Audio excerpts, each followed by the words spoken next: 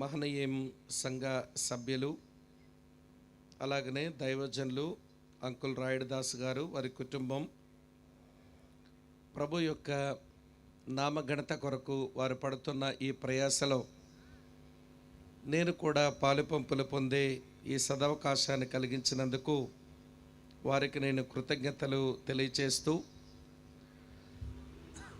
నేటి సభలో వేదికను అలంకరించి ఉన్న దేవుని సేవకులందరికీ, అలాగనే ఆయా స్థలాల్లో ఉన్న విశ్వాసులైన వారు, నాకు ఇదివరకే పరిచయస్తులు, వారు కూడా ఈ స్థలంలో కనబడతా ఉన్నారు, వారికి కూడా నా వందనాలు తెలియచేస్తూ ఉన్నాను. ఈ 3 దినాల ఈ మంచి సభలలో మొదటి రాత్రి నాకంటే ముందుగా దేవుని పక్షంగా మీ ముందు నిలబడి వాక్య పరిచర్య అందించిన దైవజనులు సోదరులు మంగాచార్యులు గారిని బట్టి నేను ప్రభువుని స్తుతిస్తూ, ఆ దాసుని ద్వారా గతించిన రాత్రి మీరొక వాక్య వర్తమానాన్ని విన్నారు. ఈరోజు ఉదయం దేవుని మందిరములో జరిగే కూడికలో కొంతసేపు దేవుని వాక్యం చెప్పగలిగాను. ఈ రాత్రి కూడా ఈ సభలో దేవుడు తన వాక్యం చేత మనందరినీ కలుసుకోవాలి అన్న ఆశతో మీ ముందు నిలబడ్డాను. చక్కని సంగీత పరిచర్య, అలాగనే చక్కని గాన పరిచర్య అందిస్తూ ఉన్న సహోదరులకు, గాన పరిచర్య చేసిన సోదరీలకు ప్రభునామంలో అభినందనలు తెలియచేస్తూ, మీరు పాడిన పాటలు మా ధ్యానానికి అవి దోహదపడ్డాయి. అందుకై మీకు కూడా కృతజ్ఞతలు తెలియచేస్తూ, సమీపానికి వచ్చిన మీరును, దూరం నుంచి ఎవరైనా దేవుని యొక్క వాక్యాన్ని వింటూ ఉంటే మీకు కూడా జీవము గల దేవుని మాటలు వినేందుకు ప్రేమతో మిమ్మలను ఆహ్వానిస్తూ ఉన్నాను. ఈ రాత్రి పరిశుద్ధ గ్రంథము నుంచి ఒక్క మాట చదువుకొని చిన్న ప్రార్థనతో నా సందేశాన్ని ఆరంభించాలని ఆశిస్తూ ఉన్నాను. ఇంకా అక్కడక్కడ నిలబడి ఉన్నవారు, మీ కొరకు సిద్ధం చేసి ఉంచిన స్థలాలలో మీరు ఆసీనులు కావాలి అని మీకు నేను మనవి చేస్తూ, దేవుని యొక్క వాక్యము నుంచి 84వ కీర్తన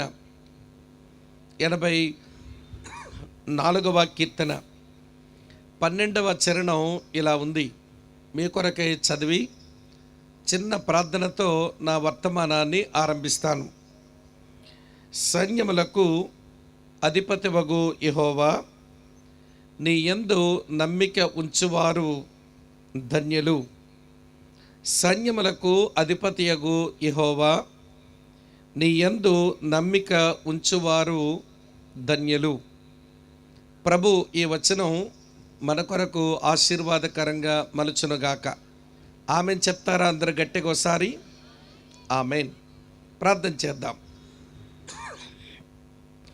ప్రేమాపూర్ణుడవైన మా పరలోకపు మా ప్రియమైన తండ్రి, దయాళుడైన దేవ, మీకు స్తోత్రాలు చెల్లిస్తూ, నీ ప్రియకుమారుడు మా ప్రభు మా రక్షకుడైన యేసుక్రీస్తునందు మీ కృపాసనాన్ని సమీపించి నీ సహాయాన్ని కోరుతా ఉన్నాం. మేము కనికరించబడినట్లు, కృపనందునట్లు, సమయోచితమైన సహాయం పొందినట్లు నీ కృపాసనం యొద్దకు రావడానికి మీరు మాకు నీ కుమారుని ద్వారా ధైర్యం ఇచ్చారు. అందుకే నేరుగా నీ సన్నిధికి వచ్చి నీ సహాయాన్ని అర్థిస్తున్నాం. ఇంత గంభీరమైన ఈ ఏర్పాట్లను నీ దాసుడు జరిగించి ఎన్నో వ్యయ ప్రయాసలకు ఓర్చి ఎంతో ధనమును వ్యయపరిచి జరిగిస్తూ ఉన్న సభలలో గతించిన రాత్రి నీ దాసుని మీరు వాడుకున్నారు. నేనును ఈ సభలలో వచ్చి నీ మాటలు చెప్పే పని నాకు ఇవ్వబడింది. నేనెంత బలహీనంగా ఉన్నానో అది నీవు ఎరుగుదు. ప్రభువా, నా బలహీనతల యందు నీ బలము పరిపూర్ణం చేయమని ఈ స్థలమును, ఈ సమయాన్ని, ఈ ప్రజలను నీ దయగల నీ కృపగల హస్తాలకే అప్పగించుకుంటూ దుష్టుని యొక్క ప్రతి ప్రయత్నము నుంచి మమ్మల్ని కాపాడమని, మా అయోగ్యతలను, మా తప్పిదములను, మా పాపములను, మా పొరపాట్లను నీ ప్రియకుమారుడు మా ప్రభువైన యేసుక్రీస్తు వారు సిలువలో కార్చిన అమూల్యమైన రక్తములో కడిగి శుద్ధీకరించి మా మీదకు నీ ఆత్మ కార్యం జరగనిమ్మని మరోసారి మమ్మల్ని మేము నీ కృపకు అప్పగించుకుంటూ నీ దీవెన కోరుతూ యేసుక్రీస్తు వారి యొక్క ఉన్నత నామంలోనే స్తుతులర్పించి ఆరాధించి ప్రార్థిస్తున్నాము తండ్రి. ఆమెన్. ఆమెన్.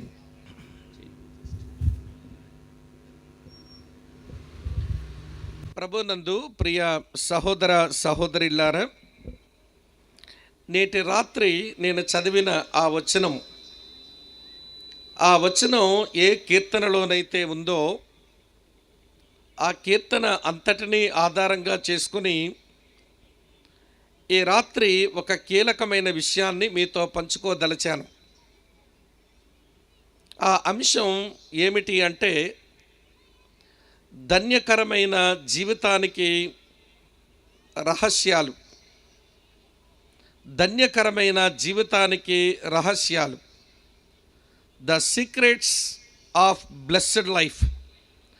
భూమి మీద పుట్టిన ప్రతి మనిషి, ఈ భూమి మీద బ్రతుకుతున్న ప్రతి వాడు తన జీవితాన్ని ఈ భూమి మీద ధన్యం చేసుకోవాలి అని ప్రాకులాడుతూ ఉంటాడు.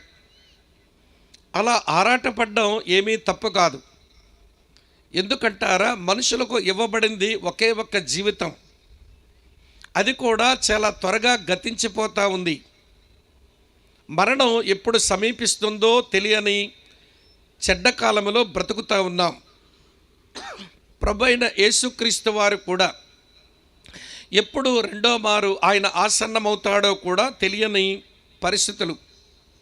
మన పోకడెప్పుడో తెలియదు, ఆయన రాకడెప్పుడో తెలియదు. కనుక ఒకే ఒక్క జీవితం, అది కూడా చాలా త్వరగానే గతించిపోతూ ఉంది. కనుక ఈ జీవితాన్ని ధన్యం చేసుకోవాలి. తన జీవితాన్ని ధన్యకరంగా చేసుకోవడం కొరకు మనుషులు పడేటువంటి అనేకమైన ఆరాటాలలో ఒక ఆరాటం భక్తి మార్గం. భూమి మీద జీవించిన ఈ కాలం అంతట్లో కొంచెం భక్తిగా జీవించి తన జీవితాన్ని సార్థకం చేసుకోవాలి అని మనుషులు తపన పడతారు. వారు ఉన్న విశ్వాసం అది ఏదన్నా కావచ్చు, వారు కలిగి ఉన్న మతం అది ఏదైనా కావచ్చు. వారి అంతరంగంలో ఉన్న అభిలాష ఏమిటి అంటే, తమ జీవితాలను వారు ధన్యం చేసుకోవాలి అని. ఇప్పుడు నేను చదివిన ఈ 84వ కీర్తనలో మన జీవితాలు ధన్యం చేసుకోవడానికి ఒక 3 సూత్రాలు ఇక్కడ వ్రాయబడ్డాయి. అవేమి నేను వివరించను కానీ ఊరికే చదివి మన జీవితాన్ని ధన్యం చేసుకోవడానికి కొన్ని రహస్యాలు నేను మీతో పంచుకుంటాను. అయితే మన జీవితాన్ని ధన్యం చేసుకోవడానికి ఆ 3 సూత్రాలు ఏమైతే కీర్తనకారుడు పలికాడో మచ్చుకు నేను ఈ కీర్తనలో చదివి వినిపిస్తాను. చూడండి. 84వ కీర్తన 4వ చరణం ఇలా వ్రాసి ఉంది. నీ మందిరమునందు నివసించువారు ధన్యులు అనే మాట. దేవుని మందిరమందు నివసించువారు, వారి జీవితాలు ధన్యమవుతాయి అన్నాడు. అది మీ మనసులో ఉండనివ్వండి. అలాగనే 84వ కీర్తనలో 5వ చరణం ఇలా రాసి ఉంది. నీ వలన బలమునందు మనుషులు ధన్యులు అన్నాడు. దేవుని వల్ల బలముందు వారు ధన్యజీవులు. అది కూడా మీ మనసులో ఉండనివ్వండి. తర్వాత ఆ సంగతులను చూద్దాం. ఇప్పుడు మనం చదివినటువంటి 12వ చరణంలో నీ యందు నమ్మిక ఉంచువారు ధన్యులు అని అన్నారు. ఈ మాట కూడా మన మధ్యలో ఉండాలి. ఆయన మందిరమందు నివసించువారు, ఆయన వలన బలముందు వారు, ఆయన యందు నమ్మిక ఉంచువారు, వారు ధన్యజీవులు అవుతారని ప్రియులారా చాలా బహిరంగంగానే ఈ పాటలో ఆ 3 మాటలు కనబడతాయి. అయితే 12 చరణాలు కలిగినటువంటి ఈ పాటలో మానవ జీవితాన్ని మనుషులు చేసుకోవాలి అంటే దానికి రహస్యాలు కొన్ని ఇక్కడ కీర్తనలో వారు పాడి వినిపించారు. ఈ స్థలములో కూర్చున్న మీరు కానివ్వండి, దూరం నుంచి ఎవరైనా దేవుని మాటలు వింటూ ఉంటే వారైనా కావచ్చు, ఒకే ఒక్క జీవితం మీది, అది కూడా త్వరగానే గతించిపోతూ ఉంది.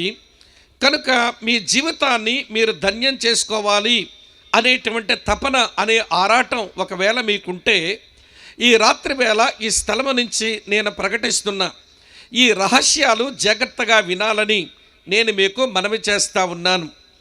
కనుక ప్రియులారా, ఈ 84వ కీర్తనలో ఉన్న ఈ అన్ని వచనాల ఆధారంగా చేసుకుని మానవ జీవితాన్ని మనుషులు ధన్యం చేసుకోవడానికి ఈ 12 చరణాలలో పొందుపరచబడిన ఒక 5 రహస్యాలు నేను మీకు వివరిస్తాను. అందులో మొదటి రహస్యం జాగ్రత్తగా వినండి.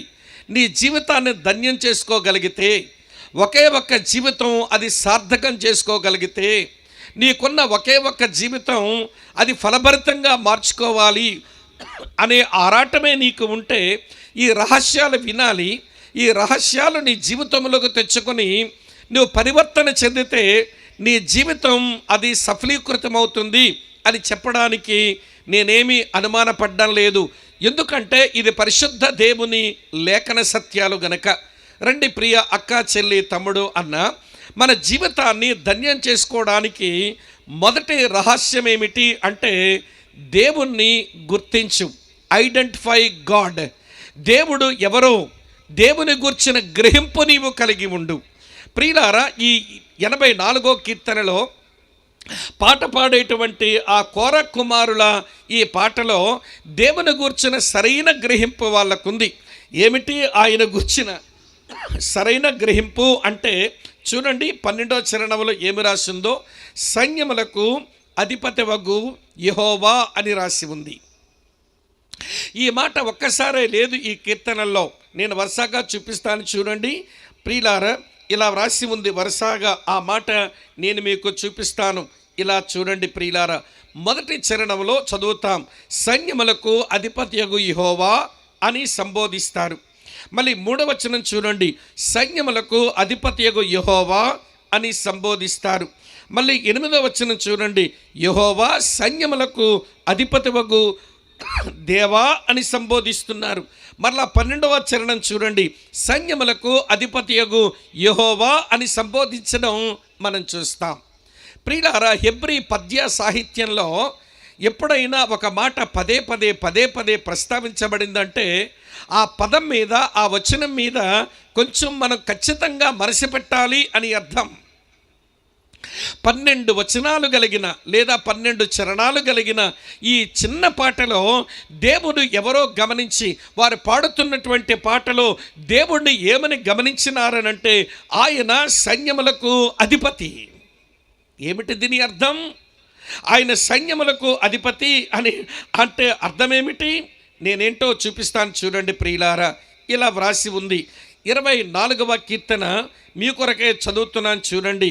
ఇలా వ్రాసి ఉంది 10వ వచనంలో, మహిమగల ఈ రాజు ఎవడు? సైన్యములకు అధిపతికు యెహోవాయే, ఆయనే ఈ మహిమగల రాజు అన్నారు. దానిపైన మనం చూస్తే సైన్యములకు అధిపతి యెహోవా అనే మాటకు కొంత అర్థం మనకు తెలుస్తుంది ప్రియులారా. 8వ చరణం చదువుతాను చూడండి, మహిమగల ఈ రాజు ఎవడు? బల శౌర్యముల గల యెహోవా, యుద్ధ శూరుడైన యెహోవా అని రాసి ఉంది. సైన్యములకు అధిపతియగు యెహోవా అనే మాటకు అర్థం ఏమిటి అంటే ఆయన శక్తిమంతుడు, ఆయన పవర్ఫుల్ వన్ అని అర్థం. ఆయన శక్తిమంతుడు, శూన్యములో నుంచి సమస్తాన్ని చేసిన శక్తిమంతుడు ఆయన. వినండి ప్రియులారా, గొడ్రాల యొక్క పొట్టల్లో నుంచి ఆయన బిడ్డలను పుట్టించగలిగిన శక్తిమంతుడు ఆయన. ఆకాశము నుంచి మన్నాను కురిపించి 40 సంవత్సరాలు తన ప్రజలను పోషించినటువంటి శక్తిమంతుడు ఆయన. బండలోంచి నీళ్లు బయటగా రప్పించి తన ప్రజల యొక్క దప్పికను తీర్చిన శక్తిమంతుడు ఆయన. ఇలా చెప్పుకుంటూ పోతే ప్రియులారా, ఆయన మహాశక్తిమంతుడు. ఆదికాండం 1వ అధ్యాయం చదివితేనే ఆయన ఎంత శక్తిమంతుడో మనకు అర్థమవుతుంది. ఏమీ లేని ఒక శూన్యములో ఏవో నిర్మించవలసినవన్నీ నిర్మించి ఆ నిర్మాణములో నింపవలసిన వాటితో వాటిని నింపి ఈ సృష్టికే ఒక అర్థాన్ని తెచ్చాడు. ఇలా మీతో చెప్పనివ్వండి, మీరు ఆదికాండం 1వ అధ్యాయం మీరు అలా చదివితే ఆ 6 దినాల సృష్టిలో మనము 2 భాగాలుగా దాన్ని విభజించి అధ్యయనం చేయొచ్చు. మొదటి 3 రోజుల సృష్టి ఒకలా కనబడుతుంది, తర్వాత 3 రోజుల సృష్టి మరోలా కనబడుతుంది. ఏమిటి ఆ వ్యత్యాసం అంటే, మొదటి 3 రోజులు ఆయన నిర్మించాడు, ఏమేమి నిర్మించాలో నిర్మించాడు. తర్వాత 3 రోజుల్లో వాటిని దేనితో నింపాలో దాన్ని నింపేసినాడు. ఇలా ఉదాహరిస్తాను వినండి.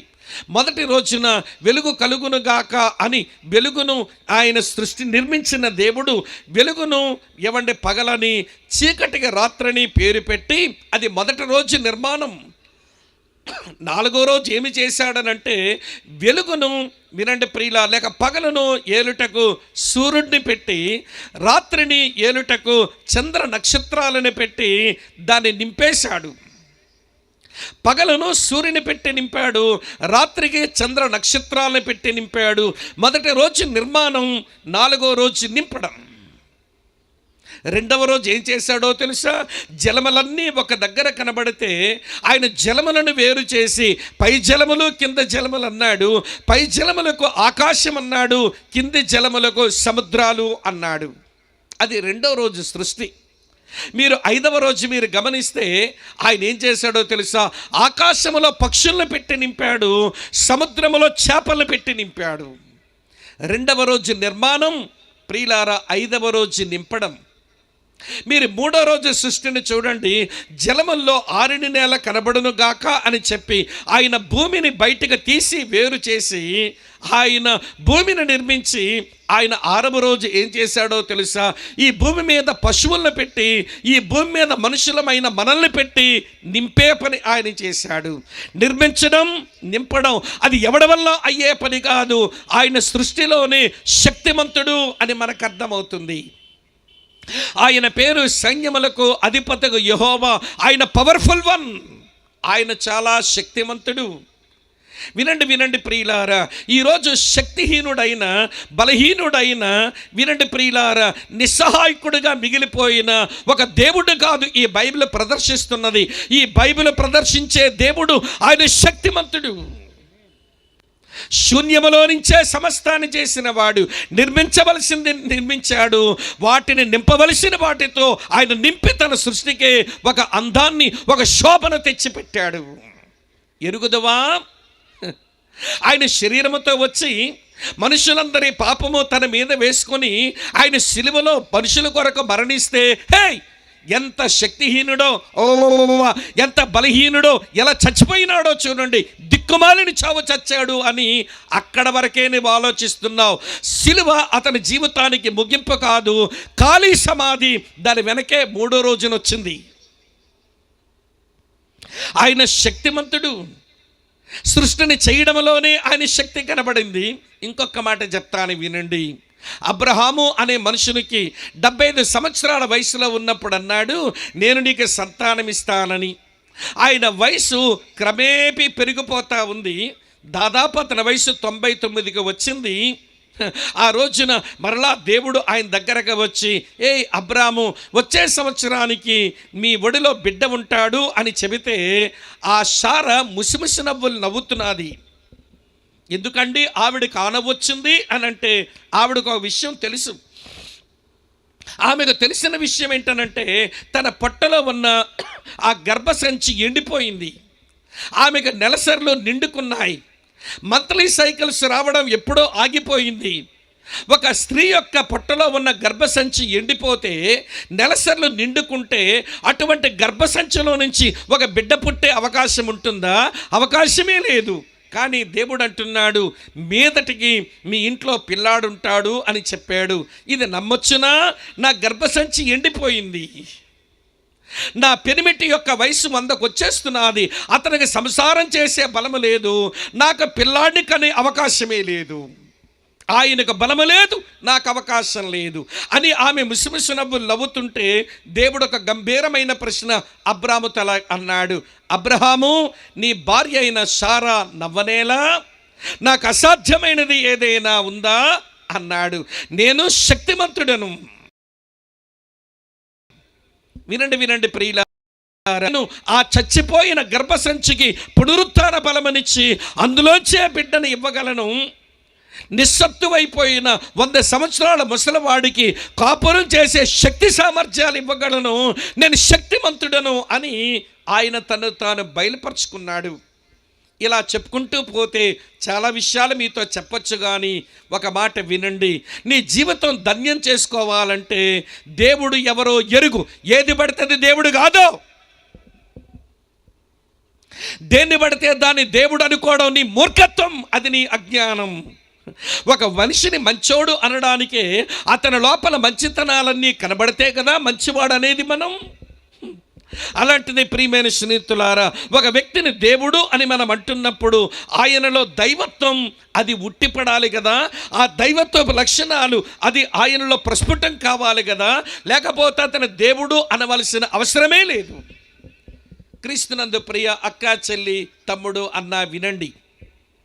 మన జీవితాలను సార్థకం చేసుకునేందుకు, మన జీవితాలను ధన్యం చేసుకునేందుకు దేవుడెవరో మొదట ఎరగాలి. ఎవరండి దేవుడు అంటే? ఆయన పేరు సైన్యములకు అధిపతి అనగా శక్తిమంతుడు అని అర్థం. ఇది ఒక సంగతి. రండి, రెండో సంగతి చెప్తాను. 84వ కీర్తనలోనే మరో మాట మీ కొరకే చదువుతాను, చూడండి. 84వ కీర్తన 2వ చరణం ఇలా రాసి ఉంది. యెహోవా మందిరావరణములో చూడవల్లని నా ప్రాణము ఎంతో ఆశపడుచున్నది, అది సొమ్మసిల్లుచున్నది. జీవము గల దేవుని దర్శించుటకు నా హృదయము నా శరీరం ఆనందముతో కేకలు వేస్తున్నాయి అన్నాడు. ఈ వచనంలో దేవుడెవరో గుర్తించడానికి మరి ఒక మాట, అదేంటో తెలుసా? జీవము గల దేవుడు. ఈ బైబిల్ మాట్లాడుతున్న దేవుడు డెడ్ గాడ్, చచ్చిన దేవుడు కాదు, ఆయన జీవము గల దేవుడు. రోమా సైనికులు అనుకున్నారు ఈ యేసుని మేము చంపేశాం, అయిపోయింది అనుకున్నారు. ఆనాటి మత పెద్దలైన యాజకులు, పరిసయ్యులు, శాస్త్రులు వినండి, యేసుని మేము చంపేశాం అని అనుకున్నారు. వినండి ప్రియులారా, రోమా అధికారులు అనుకున్నది అదే, రోమా సైనికులు అనుకున్నది అదే, ఏమండి పరిసయ్యులు అనుకున్నది అదే, యోధా మత పెద్దలు అనుకున్నది అదే. అందరూ చంపేశారనుకున్నారు. లేదు ప్రియులారా, ఆయన జీవము గల దేవుడు. ఆయన చచ్చిపోయి అతని జీవితానికి ఒక ముగింపు వచ్చే ఏమండి వాడైతే కానే కాదు ప్రియులారా. ఆయన ప్రతి మనుషుని కొరకు ఆయన మరణమును రుచి చూచిన వాడట. చదువుతాను చూడండి. హెబ్రీలకు రాసినటువంటి పత్రిక 2వ అధ్యాయంలో ఇలా ఉంటుంది. హెబ్రీలకు రాసినటువంటి పత్రిక 2వ అధ్యాయం మీ కొరకే చదువుతున్నాను. 9వ వచనం.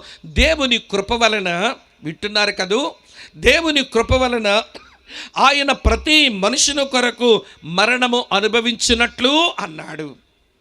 ఆ అనుభవించినట్లు అన్న మాట మీద నెత్తి మీద ఒక నెంబర్ ఉంటుంది.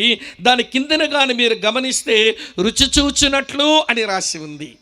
అంటే మరణాన్ని ఆయన టేస్ట్ చేశాడు, మరణాన్ని ఆయన రుచి చూచినాడు. రుచులు చూడడం అంటే ఎలా ఉంటుందో చెప్తాను, వినండి. నా కుడివైపునున్న అక్కలంతా వారు వంటగదిలో వంటలు చేస్తూ ఏమండి వేసినటువంటి ఉప్పు, కారం, మసాలా అన్నీ సరిపోయో లేవో అని వారు వండుతూనే కొంచెం ఈమెడి కుడి చేత్తో కొంచెం ఆ గిన్నెలోంది తీసి ఈ ఎడమ చేతి మీద వేసుకుని ఇలాగ నాలుకతో తీసుకుంటారు. మరి ఎడమ చేత్తో తీసుకుంటే ఏం రుచులు ఎక్కువ ఉంటాయో మరి వీళ్ళకు. మొత్తానికి ఎడమ చేత్తో కొంచెం నాకి, వినండి ప్రియుల, లోపలికి మింగర వీళ్ళు రుచి చూసేది మింగనక్కరలేదు. రుచి చూసిన తర్వాత నాలుకలోనే కొంచెం రుచులు గమనించి అని ఉమ్మేస్తారు. తినడం వేరు, రుచి చూడడం వేరు. రుచులు చూడడానికి నోట్లో పెట్టుకొని ఉమ్మేశాం బయటికి, కానీ తినడం అనేది లోపలిగా తీసుకున్నాం. 2000 సంవత్సరాల కిందట శిలువ మీద, వినండి ప్రియులారా, ఈ జీవము గల దేవుడు మనుషులందరి పాపము కొరకు ఆయన మరణమును రుచి చూచి 3వ దినమున మరణాన్ని అని తుమ్మేశాడు. ఉమ్మిపడేశాడు ఆయన.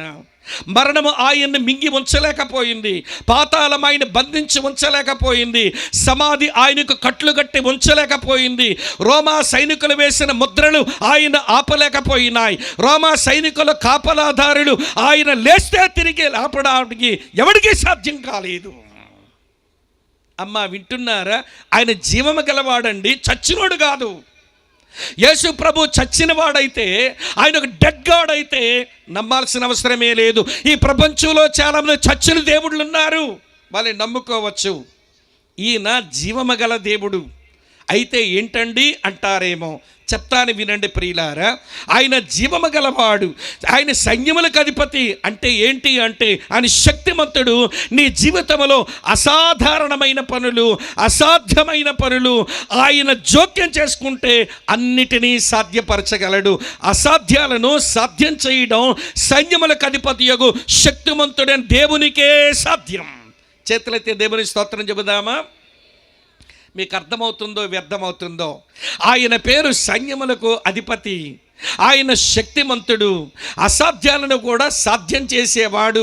నీ జీవితంలో ఆయన జోక్యానికి నువ్వు అవకాశం ఇస్తే, నీ బ్రతుకులోనికి ఆయనను పిలవగలిగితే, నీ జీవితంలోని అసాధ్యాలను ఆయన సాధ్యం చేసే శక్తిమంతుడు ఆయన. మొదటి మాట చెప్పాను. రెండో మాట, ఆయన జీవము గలవాడు. జీవము గలవాడనంటే పౌలు భాషలో ఆయన గురించి ఇలా అన్నాడు. మీ కొరకై ఆ మాట నేను చదువుతున్నాను చూడండి ప్రియులారా. 1 తిమోతి 6వ అధ్యాయం ఇలా వ్రాసి ఉంది 16వ వచనంలో. తిమోతికి రాసిన మొదటి పత్రిక 6వ అధ్యాయం ప్రియులారా, నేను 16వ వచనంలో పౌలు పలికిన మాట మీ కొరకై నేను చదువుతున్నాను. దయచేసి జాగ్రత్తగా మీరు వినాలని మీకు నేను మనవి చేస్తూ ఉన్నాను. సమీపింపరాని తేజస్సులో ఆయన మాత్రమే వసించుచు అమరత్వము గలవాడయ్యున్నాడు.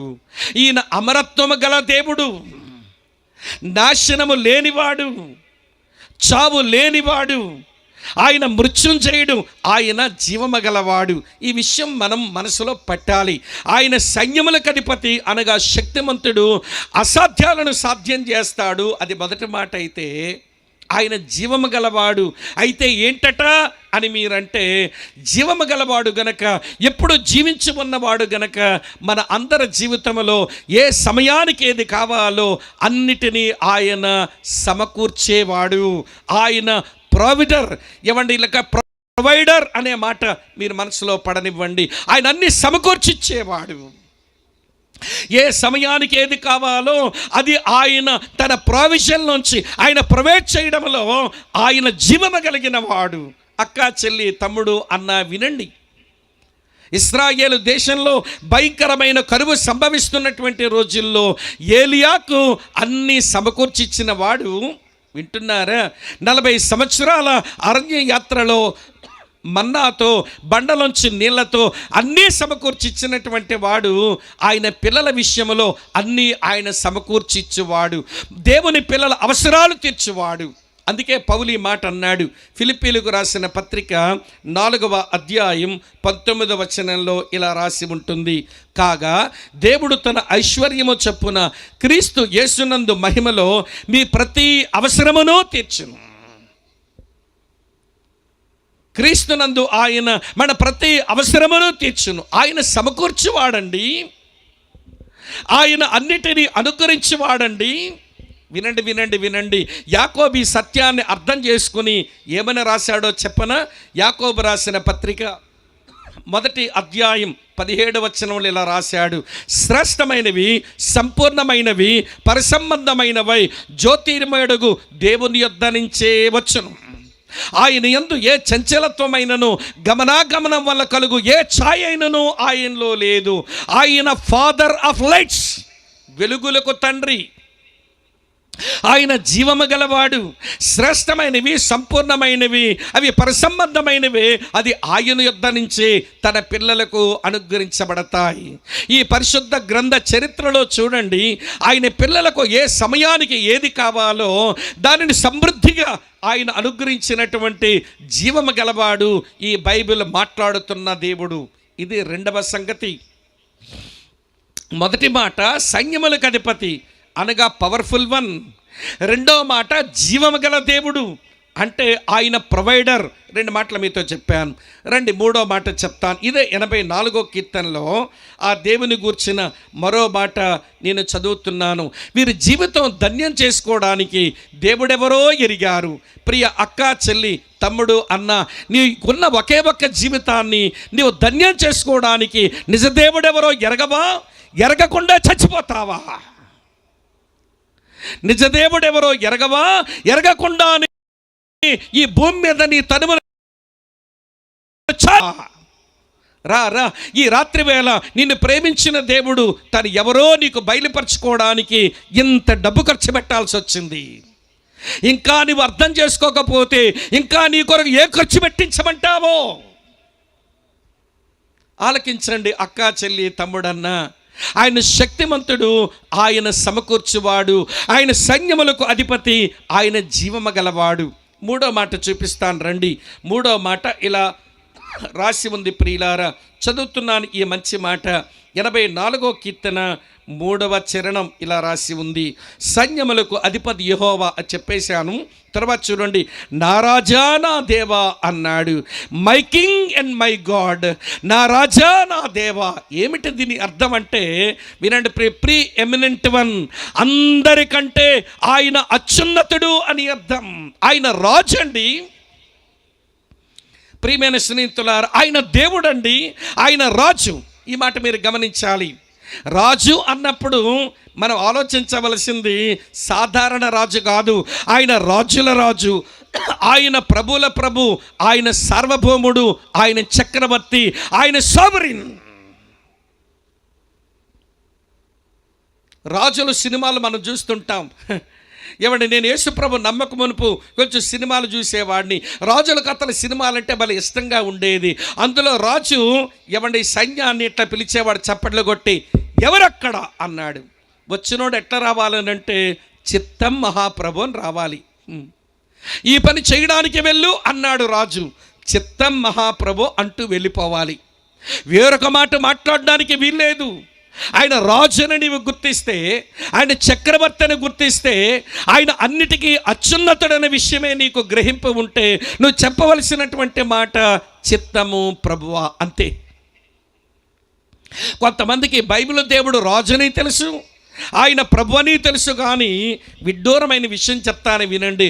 రాజుకే పాఠాలు నేర్పించే ముదనష్టపు రోగాలు మన దగ్గర ఉంటాయి. చిత్తమండని రాదు.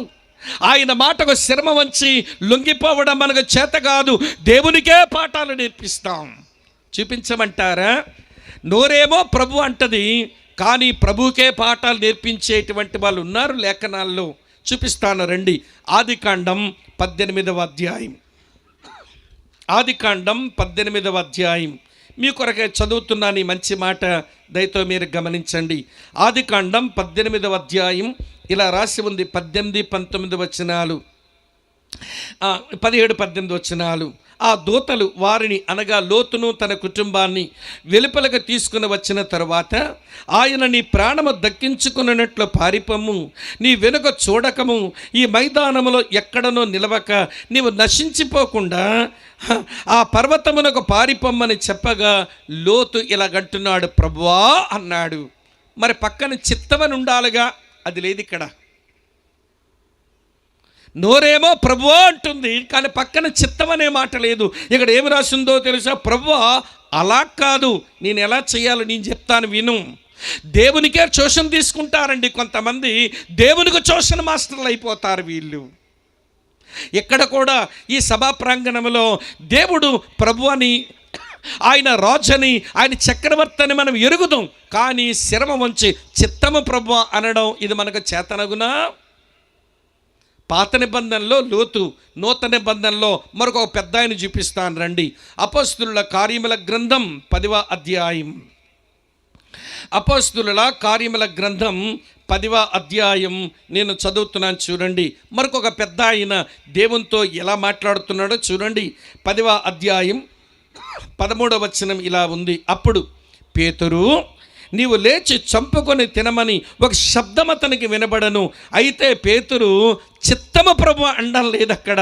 ఆయన అనే మాట గమనించండి, వద్దు ప్రభువా, ఆయనేమో అలా కాదు ప్రభువా, ఈయనేమో వద్దు ప్రభువా. మరి ఆయన ప్రభుత్వానికి మీరు ఏమి లోబడినట్లు, ఆయన రాజుగా మీరు ఏమి గుర్తించినట్లు, ఆయన సార్వభౌముడుగా చక్రవర్తిగా మీరు ఏమి గుర్తించినట్లు? ఆయన రాజుగా చక్రవర్తిగా మనం గుర్తించిన మాట నిజమైతే మనం చెప్పవలసినటువంటి మాట ఎస్ లార్డ్, చిత్తము ప్రభువా. ఇప్పుడు మిమ్మల్ని అడుగుతున్నాను, ఈ బైబిల్ మనతో మాట్లాడుతున్నటువంటి ఆ దేవుడు ఆయన సర్వోన్నతుడు, ఆయన అందరికంటే అత్యున్నతమైనటువంటి వాడు, ఆయన రాజు చక్రవర్తి. కాబట్టి ప్రియులారా, ఆయన ముందు శిరమ వంచి చిత్తము ప్రభువా అనడం తప్ప వేరొక మాట మాట్లాడడం ససేమిరా అది భావ్యమే కాదు అని మీరు దయతో గమనించాలని నేను మీకు మనవి చేస్తున్నాను. ఆయన సైన్యములకు అధిపతి అనగా శక్తిమంతుడు, ఆయన జీవమగల దేవుడు అనగా అన్నీ సమకూర్చువాడు, ఆయన రాజు దేవుడు అనగా ఆయన అత్యున్నతమైన వాడు. ఆయన ముందు శిరమ వంచవలసిందే, ఆయన ముందు చిత్తము ప్రభువా అని అనవలసిందే. ప్రియులారా, అలా నువ్వు చెప్పలేకపోతే దేవుడెవరో నీవు ఇంకా ఎరగలేదు. దేవుని ఎరగని నీవు, నీ సృష్టికర్తను ఎరగని నీవు నీ జీవితాన్ని సార్థకం చేసుకోవడం అది నీ వల్ల కాదు అనే మాట మీరు దయతో ఈ రాత్రి మీరు గమనించాలని నేను మీకు మనవి చేస్తున్నాను. రండి, 4వ సంగతి మీతో చెప్తాను. ఎవరండి దేవుడు? ఇలా వ్రాసి ఉంది ప్రియులారా, చదువుతున్నాను చూడండి. 8వ వచనం, సైన్యములకు అధిపతిగా యెహోవా జీవము గల దేవుడు, నా రాజా నా దేవా అని సంబోధించబడిన వాడు. చూడండి 8వ వచనంలో, యెహోవా సైన్యములకు అధిపతియగు దేవా నా ప్రార్థన ఆలకించుము, యాకోబు దేవా చెవియొగ్గుము. గాడ్ ఆఫ్ జాకబ్, ఈయన పేరు యాకోబు దేవుడు. అబ్రాము దేవుడు అంటే బాగుంటుందిగా, వినండి వినండి వినండి. మోషే దేవుడు అంటే బాగుంటుందిగా, ఏలియా దేవుడు అంటే బాగుంటుందిగా, దావీదు దేవుడు అంటే చాలా బాగుంటుంది కదా. యాకోబు దేవుడు ఏంటండి? ఒక మోసగాడి దేవుడు, ఒక ఎత్తుగాడి దేవుడు, ఒక బేరగాడి దేవుడు. ఇది నాకేమి నేర్పిస్తుందో తెలుసా? ఈయన ఎవరో తెలుసా? వినండి ప్రియులారా, మనుషులు ఎడల ఆయన సంకల్పాలు కలిగిన దేవుడు. He has his own purpose. ఆయనకు మనుషుల ఎడల ఆయనకంటూ ఒక సొంత సంకల్పం ఉంటుంది. ఆ సంకల్పం కొరకు ఆయన, వినండి ప్రియులారా, పనికి మాలిన వారిని, నిష్ప్రయోజకులైన వారిని తన కృపచేత ఆయన పిలుచుకొని ఏర్పరచుకొని తన కొరకు నియమించుకుంటాడు. యాకోబు ఆయన దేవుడును నీ దేవుడు అనిపించుకోవడానికి, యాకోబుకేమంతే మంచి పేరు లేదు. యాకోబు బేరగాడు, యాకోబు మోసగాడు, యాకోబు ఎత్తుగాడని మనకు తెలుసు. కానీ దేవుడు ఆయన దేవుడు అనిపించుకోవడానికి ఆయన ఏమీ మోమాట పడలేదు, ఆయనే సిగ్గుపడలేదు. ఒక విషయం చెప్పనా, యేసుక్రీస్తు ప్రభు నీకు అన్న అనిపించుకోవడానికి, యేసుక్రీస్తు ప్రభు నీకు అన్న అని అనిపించుకోవడానికి, ఆ పరలోకమందున్న దేవుడు నీకు తండ్రి అనిపించుకోవడానికి వారిద్దరూ సిగ్గుపడ్డం లేదట. నీలాంటి దానికి అన్నంటమ్మా యేసు ప్రభు, నీలాంటి వాడికి ఆ దేవుడు తండ్రి ఏంటండి? నీ బతుకు తెలియదు. మనుషుల బయటకు చూస్తున్నప్పుడు నువ్వు చాలా బాగా కనబడుతున్నావు, కానీ నీ లోపల పాపం చేత కుళ్ళిపోయావు. ఆ విషయం నీకు బాగా తెలుసు. అలాంటిది నీ బోటి దానికి యేసు అన్నగా ఉండడం ఏంటండి? నీలాంటి వాడికి దేవుడు తండ్రిగా ఉండడం ఏంటండి? కానీ దేవుడు అంటాడు, వారికి తండ్రిని అనిపించుకోవడానికి నేను సిగ్గుపడను, వీరిని సహోదరులని పిలవడానికి నేను సిగ్గుపడను అంటున్నాడు దేవుడు. చేతులెత్తి గట్టిగా స్తోత్రం చెబుదామా? అదే ఆయన కృప. ఆయన సంకల్ప ప్రకారము నిష్ప్రయోజకులమైన మనలను ఆయన ఏర్పరచుకొని ఆయన మన దేవుడు అనిపించుకునేవాడు. యాకోబు దేవుడని పిలువబడ్డాడు. చూపిస్తాను చూడండి ప్రియులారా, హెబ్రీయులకు రాసిన పత్రిక 11వ అధ్యాయం. హెబ్రీయులకు రాసిన పత్రిక 11వ అధ్యాయం నేను చదువుతున్నాను చూడండి. 16వ వచనం ఇలా ఉంది. హెబ్రీ పత్రిక 11వ అధ్యాయం 16వ వచనం, అయితే వారు మరి శ్రేష్టమైన దేశమును అనగా పరలోక సంబంధమైన దేశమును కోరుచున్నారు. అందుచేత తాను వారు దేవుడనని అనిపించుకున్నటకు దేవుడు వారిని గూర్చి సిగ్గుపడడు. అబ్రాము లాంటి అబద్ధికుని యొక్క దేవుడు, వినండి వినండి వినండి ప్రియులారా, ఇస్సాకు లాంటి అబద్ధికుని యొక్క దేవుడు, యాకోబు లాంటి మోసగాడు దేవుడు అని అనిపించుకోవడానికి దేవుడు సిగ్గుపడ్డట.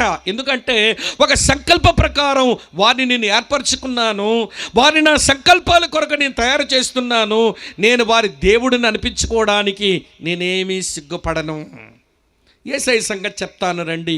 యేసు ప్రభు కూడా మన సహోదరులు అనడానికి ఆయన కూడా సిగ్గుపడడట. యేసు మనందరికీ పెద్దన్నయ్య, నీవు ఆయన చెల్లివి, నేను ఆయన తమ్ముణ్ణి, మనమంతా ఆయన సహోదరులు. తెలుసా మీకు? చదువుతున్నాను చూడండి. హెబ్రీ పత్రిక 2వ అధ్యాయం 11-12 వచనాలు ఇలా ఉన్నాయి. పరిశుద్ధపరచబడు వారికి అందరికీ ఒక్కటే మూలం. ఈ హేతువు చేత వారిని సహోదరులని పిలుచుటకు ఆయన సిగ్గుపడక అని రాసి ఉంది. నన్ను తమ్ముడా అని పిలవడానికి నా యేసయ్య సిగ్గుపడట. నా జీవితం ఎంత దౌర్భాగ్యమో, నీ జీవితం ఎంత దౌర్భాగ్యమో. తండ్రేమో నేను అతని తండ్రిని అనుకోవడానికి సిగ్గుపడ్డట. యేసయ్యేమో నేను వారి అన్నను అని అనిపించుకోవడానికి సిగ్గుపడ్డట. అందుకే నేను యాకోబు దేవుడను అని ఆయన పిలువబడ్డాడు. అంటే అర్థం, ఆయన సంకల్పాలు ఉంటాయి, ఆ సంకల్పాలు నెరవేర్చుకోవడానికి ఇలా చెప్పనివ్వండి, జ్ఞానులను సిగ్గుపరచడానికి వెర్రివారిని ఏర్పరచుకున్న దేవుడు ఆయన. బలవంతులను సిగ్గుపరచడానికి బలహీనులను ఏర్పరచుకున్నవాడు ఆయన. గనులను ఎన్నికైన వారిని ఆ సిగ్గుపరచడానికి తృణీకరించబడిన మనుషులను ఆయన ఏర్పరచుకున్నవాడు ఆయన. ఆయన యాకోబు దేవుడు, ఆయన నీ దేవుడు, ఆయన నా దేవుడు. ప్రభునందు ప్రియ సహోదరి స్నేహితులారా, ఈ మాట మీరు దయతో గమనించాలి అని నేను మీకు మనవి చేస్తా ఉన్నాను. ఎరుగుదువా ఈ దేవుణ్ణి? ఆయన సైన్యములకు అధిపతి, ఆయన జీవమగల దేవుడు, ఆయన రాజు దేవుడు, ఆయన యాకోబు దేవుడు. ఇంకెక్కువ చెప్పలేను. వినండి ప్రియులారా, 5వ సంగతి చెప్తాను రండి. 84వ కీర్తనకే రండి ప్రియులారా. ఆయన ఎవరట? ఈ కోర కుమారులు వారి జీవితాలు ధన్యం చేసుకోవడానికి దేవుడేంటో చాలా బాగా ఎరిగినారు. అందుకని వారు పాడిన పాటలో దేవుని గూర్చి భలే సంబోధనలు చేసినారు. సైన్యములకు అధిపతి యెహోవా, ఓ జీవము గల దేవా, నా రాజా, నా దేవా. అలాగనే ప్రియులారా, యాకోబు దేవా అన్నారు. ఇంకొక మాట నేను మీకు జ్ఞాపకం చేస్తాను. 9వ వచనం 11వ వచనం చూడండి.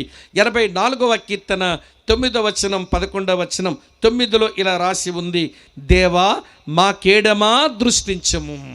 ఆయన ఎవరో తెలుసా? గాడ్ ఈజ్ అవర్ షీల్డ్, ఆయన నా కేడెం. మళ్ళీ 11వ వచనం చూడండి, దేవుడైన యెహోవా సూర్యుడును ఆయన కేడెమనై ఉన్నాడు. ఆయన కేడెం, ఆయన కేడెం అనగా వినండి ప్రియులారా, ఇశ్రాయేలీల జీవితంలో శత్రువులు వారి మీద దాడి చేసినప్పుడు వారొక కేడెమును కలిగి ఉండి శత్రువుల దాడి నుంచి తమ్ము తాము కాపాడుకుంటారు. కేడము శత్రువు వేసినటువంటి బాణాల నుంచి, శత్రువు విసిరినటువంటి ఈటల నుంచి, శత్రువు విసిరినటువంటి బరిసెల నుంచి తమ్ము తాము కాపాడుకోవడానికి వాడతారు. ఇక్కడ వీళ్ళు ఆయన మా కేడము అనడంలో ఈజ్ అవర్ ప్రొటెక్షన్. ఆయనే మమ్మల్ని కాపాడువాడు, ఆయనే మమ్మల్ని భద్రపరచువాడు. ఎరుగుదువా ఈ దేవుణ్ణి? నీ కాపుదల కొరకు, నీ యొక్క భద్రత కొరకు మనుషులు నమ్ముతున్నావు. నాకెంతమంది బంధుబలగం ఉన్నారో వారు నన్ను కాపాడుతారు, వారు నన్ను భద్రపరుస్తారు అనుకుంటున్నావు. నీకున్న డబ్బు అది నిన్ను కాపాడుతుంది, అది నిన్ను భద్రపరుస్తుంది అనుకుంటున్నావు. నీకున్న బలం అది నిన్ను కాపాడుతుంది, అది నిన్ను భద్రపరుస్తుంది అనుకుంటున్నావు. అందుకనే నువ్వు దేవునికి బదులుగా మనుషుల్ని, లేకపోతే నీ జ్ఞానాన్ని, లేకపోతే నీ ధనాన్ని, లేకపోతే నీ బలాన్ని నమ్ముకొని నీ జీవితానికి నువ్వే కీడు తెచ్చుకుంటున్నావు. దేవుడెవరో గుర్తించు. దేవుడు అంటే దేవుడేంటో తెలిసినట్టు కాదు. యేసు అన్నంత మాత్రాన యేసుని గురించి ఎరిగినట్టు కాదు. ఆయనేంటో ఎరగాలి, అది మన జీవిత అనుభవంలోనికి రావాలి. ఆయన పవర్ఫుల్ వన్, ఆయన ప్రొవైడర్, ఆయన ప్రీ ఎమినెంట్ వన్, ఆయన వినండి ప్రియ పర్పస్ఫుల్ గాడ్, ఆయన వినండి ప్రియమైన స్నేహితులారా మన ప్రొటెక్షన్. అది ఈ లేఖనం ఇస్తున్నటువంటి సత్యం. ప్రియ అక్క, చెల్లి, తమ్ముడన్న, అటువంటి దేవుని మాటలు వినేందుకు ఈ రాత్రి వేళ ఈ స్థలంలో కూర్చున్నావు. ఈ దేవుడెవరో ఎరుగుదువా? ఆయన శక్తిమంతుడు తల్లి. నీ జీవితంలో ఉన్న అసాధ్యాలను సాధ్యం చేయడానికి, నీ వ్యక్తిగత నీ కుటుంబ జీవితంలోనికి ఆయన జోక్యం చేసుకోవడానికి, ఆయన చొరవ తీసుకోవడానికి అవకాశం ఇవ్వు. ఆయన జీవము గలవాడు. నీ వ్యక్తిగత నీ కుటుంబ జీవితంలో నీకున్న అవసరాలు తీర్చేందుకు ఆయన అన్ని అవసరాలు తీర్చగలడు. ఆయన అవసరాలు తీర్చడానికి ఆయనకు అవకాశం ఇవ్వు. ఆయన అందరికంటే అత్యున్నతమైన వాడు. ఆయనకు చిత్తము ప్రభువా అనడం వలన మన జీవితాలకు ఆశీర్వాదమే వస్తుంది. ఆయన రాజుగా మీ హృదయ సింహాసనం మీద ప్రతిష్ఠించుకో. ఆయన యాకోబు దేవుడు అనిపించుకున్నవాడు. నీ దేవుడని అనిపించుకోవడానికి, నీకు అన్న అనిపించుకోవడానికి ఆయన ఏమీ సిగ్గుపడడం లేదు. కనుక నీ ఎడల ఆయనకు ఒక ఉద్దేశమే ఉంది. నీ జీవితం ఏదో గాలికి పుట్టావు గాలికి పెరిగావన్నట్టుగా ఉండద్దు. నువ్వు గాలికి పుట్టలేదు, గాలికే పెరగకూడదు.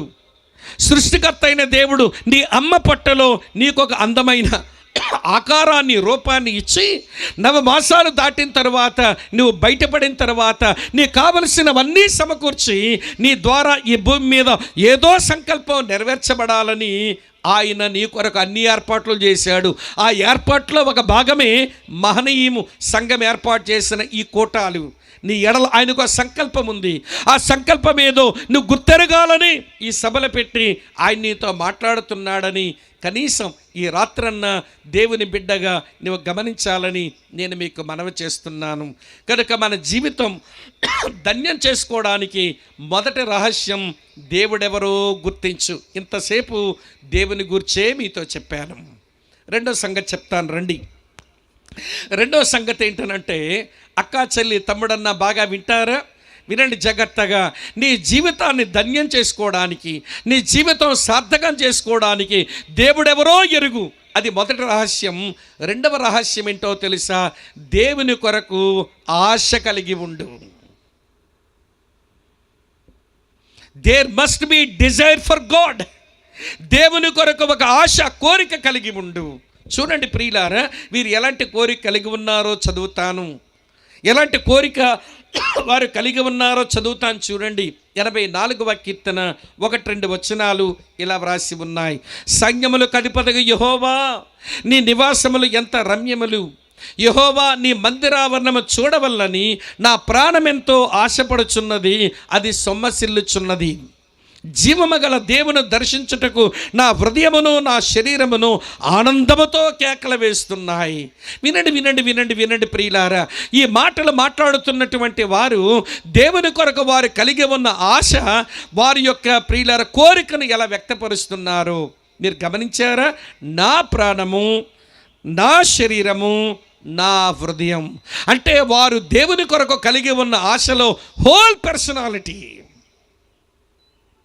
వారి ప్రాణము, వారి శరీరము, వారి హృదయం 3 దేవుని కొరకు ఆశ కలిగి ఉన్నాయి. నేను ఉదయమే చెప్పాను మందిరంలో. ఈరోజు చాలామందికి ఏమో ఏమండి, హృదయం ఇష్టపడితే శరీరం ఇష్టపడదు, శరీరం కోరిక కలిగి ఉంటే హృదయం కోరిక కలిగి ఉండదు. అందుకే ఈ మాట మన కొరకు చెప్పబడింది. ఆత్మసిద్ధమే కానీ, చెప్పండి ఇలాంటివి బాగా తెలుస్తాయి మనకి, సాకులతో బతికేయడానికి. ఆత్మసిద్ధమే కానీ శరీరం బలహీనమట. అంటే నీ హోల్ పర్సనాలిటీ దేవుని కొరకు కోరిక కలిగి ఉండదా? దేవుని కొరకైన ఆశలు కలిగి ఉండవా? వినండి, యేసుప్రభు గద్దించడానికి ఆ మాట చెబితే దాన్ని మనం సాగ్గా వాడుకొని, ఏమమ్మా మందిరానికి రాలేదంటే, రావాలని ఉందిగాని అయ్యగారు నాకు ఒళ్ళు నొప్పులు వచ్చినాయండి. ఏమొచ్చింది నీకు? ఒళ్ళు నొప్పి వచ్చిందట. వినండి వినండి వినండి, ఏమమ్మా మందిరానికి రాలేదంటే కొంచెం జ్వరం వచ్చింది అయ్యగారు. వినండి వినండి, ఎంత వచ్చింది జ్వరం అంటే కొంచెం వేడిలాగా అనిపిస్తున్నది. నేను ఇప్పుడు భయంకరమైన జ్వరంతో మీ ముందు నిలబడ్డాను. నిన్న కోవిడ్ వ్యాక్సిన్ వేశారు. వినండి, కోవిషీల్డ్ అనే వ్యాక్సిన్ వేశారు. నాకు నిన్నే లాస్ట్ డేట్, డ్యూ డేట్ కాబట్టి ఎందుకంటే మీ ఫ్రంట్ లైన్లో ఉండేటువంటి కుటుంబానికి చెందిన వాడిని నేను. మా వాళ్ళంతా వైద్య వృత్తిలో ఉన్నవారు కనుక ఎవరి ఇంట్లో ఉన్న వాళ్ళంతగా వ్యాక్సిన్ వేసేయాలని త్వరగా మాకు వ్యాక్సిన్లు వేశారు. నిన్న వేశారు. మొదటిసారి వేసినప్పుడు 4 రోజులు 104 ఫీవర్ ఉండిపోయింది. ఒళ్ళంతా నొప్పులు వచ్చేసినాయి. మరి ఏంటబ్బా వ్యాక్సిన్ వేసుకుంటే ఇబ్బందులు అంటే, ఇబ్బందులు వస్తేనే వ్యాక్సిన్ పనిచేసినట్టట. ఇదే కర్మ చూడండి. నిన్న వేశారు, నిన్నటి నుంచి జ్వరం వస్తున్నది, ఒళ్ళు నొప్పులు ఉన్నాయి. ఏమండి వినండి, ముఖమంతా రెడ్డిష్ అయిపోతుంది. వింటున్నారా? వ్యాక్సిన్ వేసిన జబ్బ పైకెత్తలేకపోతున్నాను, ఎన్ని ఇబ్బందులు ఉన్నాయి. కానీ ఇది దేవుని పనికి నేను మాట ఇచ్చాను, దేవుని వాక్యం ప్రకటించాలి. ఆశ ఉంటే ఏమండి మొత్తం అన్నీ దాని కిందకు తెచ్చుకోవడం నేర్చుకుంటాం. ఆశే లేకపోతే ఇంకేమొస్తుందండి? తమ్ముడు జాషువా, మీ దగ్గరకు వచ్చి వాక్యం చెప్పాలని ఉంది కానీ ఒళ్ళు సలపరి వస్తుందని ఇంట్లో కూర్చోవచ్చు. నేను ఒంటికి జ్వరం వచ్చింది, కీళ్ళ నొప్పులు వచ్చేస్తున్నాయి, ముఖం అంతా రెడ్ అయిపోతుంది, దగ్గు కూడా ఉంది. నాకు కోవిడ్ వ్యాక్సిన్ వేశారు, నేను జబ్బుతో ఉన్నాను, నేను రాలేనంటే ఎన్ని ఇబ్బందులు కలిగించిన అవుతానో ఈ సభలకి కదా. మరి దేవుని కొరకు ఏం ఆశ ఉన్నట్టు, దేవుని కొరకు ఏమి తృష్ణ ఉన్నట్టు? మళ్ళీ ఈ మాట చెప్పమంటే భలే చెప్తారు మీరు. దుప్పి నీటి వాగుల కొరకు చెప్పరే ఆశపడినట్లు దేవా నీ కొరకు నా ప్రాణం ఆశపడుతుంది. ఇదంతా ఉత్తుతుదే. ఇవన్నీ కూడా నంగనాచి కబుర్లు ఆడతారు ఈ క్రైస్తవులు, నంగనాచోళ్ళు. దుప్పినీటి వాగుల కొరకు ఆశపడినట్లు నిజంగా నీ ప్రాణం దేవుని కొరకు ఆశపడితే వాక్య ధ్యానము, ప్రార్థన సమయాలు, సంఘ సావాసము, అలాగనే ప్రార్థన, ఉపవాసం, సువార్తీకరణ, సాక్ష్యం, ఇవన్నిటి కొరకు నీ ప్రాణం తపన పడాలి. దాని కొరకు నీ ప్రాణం కొట్టుకులాడాలి. ఆ పనుల్లో ఉండకపోతే అయ్యో నేను దేవుని సన్నిధిలో ఉండలేకపోతున్నా, వాక్యం చదువుకోలేకపోతున్నా, ప్రార్థన చేసుకోలేకపోతున్నా, సావాసములకు వెళ్ళలేకపోతున్నానని లోపల చెప్పుకోలేనటువంటి బాధ అది మనల్ని ఏడిపించాలి కదా. ఇలాంటి ఏమీ లేదంటే అర్థం ఏంటో తెలుసా? వినండి ప్రియులారా, ఆయన సన్నిధిలో కనబడడానికి, ఆయన్ను ధ్యానం చేయడానికి, ఆయన ప్రత్యక్షతలు చూడడానికి వినండి మనకి కోరికే లేదనే అర్థం. మన జీవితాలు ధన్యం చేసుకోవడానికి రెండవ రహస్యం వినండి, దేవుని కొరకైన ఆశ, ఆయన సన్నిధిలో కనబడడం కొరకైన ఆశ మనకు ఉండాలి. ఆశ బాగుంటే ఆశీర్వాదం ఏమొస్తుందో చూపిస్తాను రండి. 16వ కీర్తన 11వ చరణం ఇలా ఉంది. నేను ఎవరిని తప్పుపట్టడం లేదు సుమా, నేను కటువుగా మాట్లాడినా అపార్థం చేసుకోకండి. ఇది మన జీవితంలో ఉంటే స్తోత్రం అనుకోండి, జీవితంలో లేకపోతే పశ్చాత్తాపడండి. కానీ స్వామి గారు ఇంత గట్టిగా చెప్పారని నా మీద ఆయాసం పెట్టుకొని ఇంటికి వెళ్ళకండి. అది మీకు దీవెన కాదు. నేను ఆశీర్వాదంతో మిమ్మల్ని పంపవలసిన వాడని దీవెనతో పంపితే నాకు అది ఆశీర్వాదం కాదు. రండి 16వ కీర్తన 11వ చరణంలో ఏముందో తెలుసా? జీవ మార్గమును నీవు నాకు తెలియచేసేదవు, నీ సన్నదిని సంపూర్ణ సంతోషము కలదు, నీ కుడి చేతిలో చెప్పండి నిత్యము ఏమి కలవు? సుఖములు కలవు. దేవా నీ కొరకు నా ప్రాణం ఆశపడుతుంది. ఇందాక సిస్టర్ గారు పాడారు, నా ప్రార్థన ఆలకించు, నీ కొరకు నా ప్రాణం తల్లడిల్లిపోతుంది, నిన్ను ధ్యానం చెయ్యాలి, నీ ప్రత్యక్షత చూడాలి, నీ సన్నిధిలో ఉండాలి, దేవా నా మొరలాలించు. ప్రియమైన అక్క, చెల్లి, తమ్ముడు, అన్న, మన జీవితాలను ధన్యం చేసుకోవడానికి వినండి దేవుని కొరకైన ఆరాటం మనకు అవసరం. దేవుని సన్నిధి కొరకైన ఆరాటం, ఆశ మనకు అవసరం. అలా ఆశ ఉన్నవాడు దావీదు ఈ మాట అన్నాడు. మరో స్థలంలో మరో మాట అన్నాడు, చూపిస్తాను రండి. 27వ కీర్తన 4వ చరణం, 27వ కీర్తన 4వ చరణం చూడండి. యెహోవా యొద్ద ఒక్క వరం అడిగితిని, దానిని నేను వెతుకుచున్నాను. యెహోవా ప్రసన్నతను చూచుటకును, ఆయన ఆలయములో ధ్యానించుటకును నా జీవిత కాలమంతయు నేను యెహోవా మందిరములో నివసింపగోరుచున్నాను.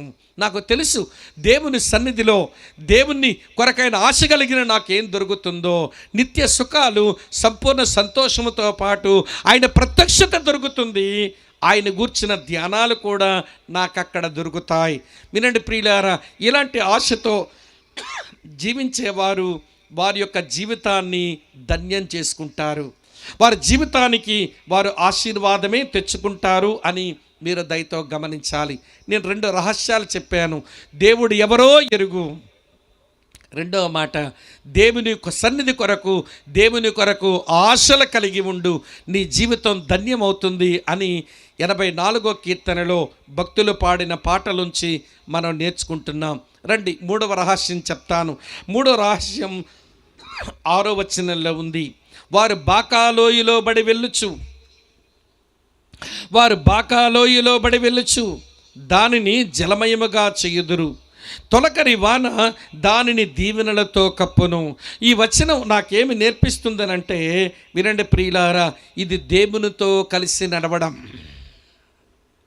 దేవుని ఎరిగిన నీవు దేవుని కొరకు ఆశ కలిగి ఉండు, దేవుని కొరకు ఆశ కలిగిన నీవు దేవునితో నడువు.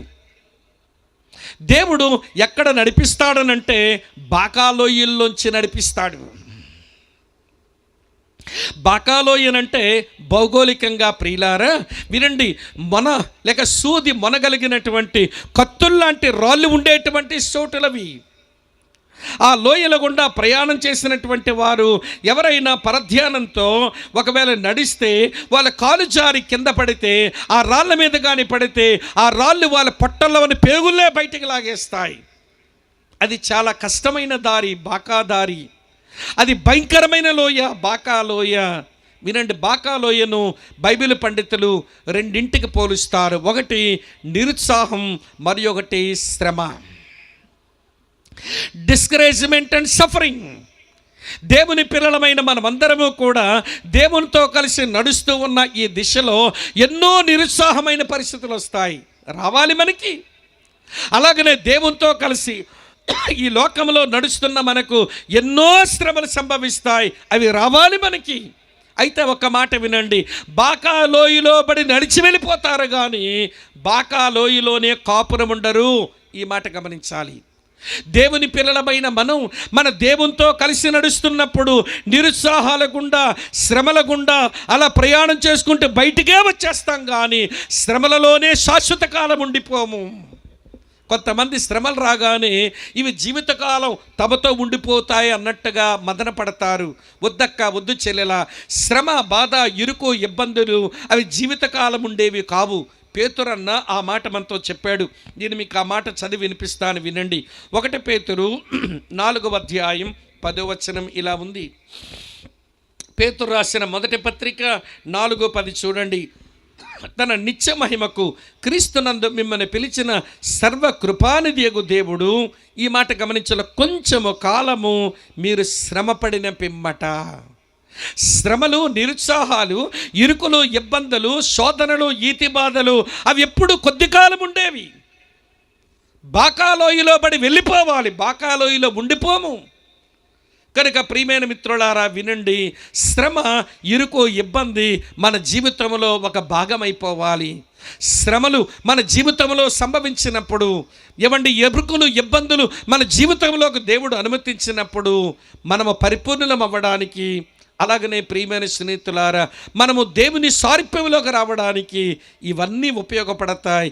ఇవన్నీ తప్పనిసరిగా ఇవి మనకు అవసరం అని మీరు గమనించాలి. మన జీవితం సార్థకం చేసుకోవాలనంటే, మన జీవితాలు ధన్యం చేసుకోవాలనంటే దేవుని ఎరగాలి. మొదటి మాట, దేవుని ఎరిగిన నీవు, వింటున్నారా ప్రియులారా, దేవుని ఎరిగినటువంటి నీవు దేవుని కొరకు ఆశ కలిగి ఉండాలి. రెండవ మాట, దేవుని ఎరిగి దేవుని కొరకు ఆశ కలిగిన నీవు దేవునితో నడవాలి. ఇది 3వ మాట. రండి 4వ రహస్యం చెప్తాను. మన జీవితాన్ని ధన్యం చేసుకోవడానికి 4వ రహస్యం ఇలా వ్రాసి ఉంది. 84వ కీర్తన చదువుతున్నాను చూడండి ప్రియులారా, మీ కొరకై ఈ మంచి మాట. 8, 9 వచనాలు. యెహోవా సైన్యములకు అధిపత్యకు దేవా, నా ప్రార్థన ఆలకింపుము. యాకోబు దేవా చెవియొగ్గుము. దేవా మా కేడెమ దృష్టించుము. నీవు అభిషేకించిన వాని ముఖమును నీవు లక్షింపము. ఈ 2 వచనాలు మనకేమి నేర్పిస్తాయి అని అంటే, మన జీవితాలు ధన్యం చేసుకోవడానికి, మన జీవితాల భూమి మీద సార్థకం చేసుకోవడానికి 4వ రహస్యం, మనము దేవునితో మాట్లాడుతూ బ్రతకాలి. Walk with God, speak with God. దేవునితో నడువు, దేవునితో మాట్లాడు. ప్రభునందు ప్రియులారా, నువ్వు దేవునితో మాట్లాడటం అంటే అదే మన ప్రార్థనా జీవితం అని నేను మీకు వేరుగా చెప్పనక్కరలేదు. ఈ వచనములోనే ఉంది, నా ప్రార్థన ఆలకింపుము, నువ్వు చెవియొగ్గము, నీవు దృష్టించము, నీ సేవకుని ముఖమును లక్షింపము.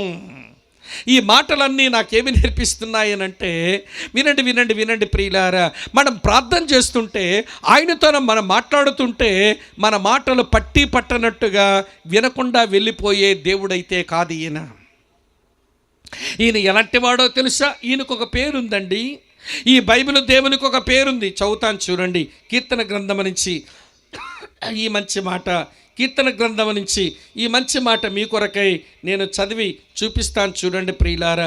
కీర్తనల గ్రంథం 65వ కీర్తన 2వ చరణం ఇలా ఉంది, ప్రార్థన ఆలకించువాడా, సర్వ శరీరులు నీ యొద్దకు వచ్చెదరు. ఈయన పేరే ప్రార్థన.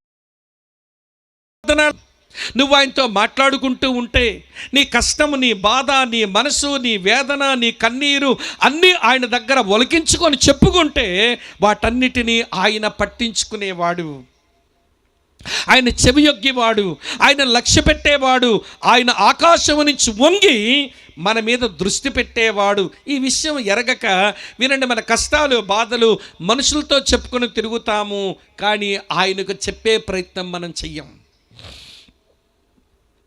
మన మనుషులతో చెప్పుకుంటే ఈ మనుషులు ఆరుస్తారా, తీరుస్తారా? అమ్మ వింటున్నారా? మన కష్టాలు ఇలాంటివి ఉన్నాయి, ఇలాంటి ఇబ్బందులు గుండా ప్రయాణం చేస్తున్నామని సాటి మనుషులకు చెప్పుకుంటే వారేదో మనల్ని ఆదరిస్తారు, ధైర్యపరుస్తారని వాళ్ళతో చెప్తే మన బాధలు 10 మందికి చెప్పి మన పరువు తీస్తారు ఈ మనుషులు.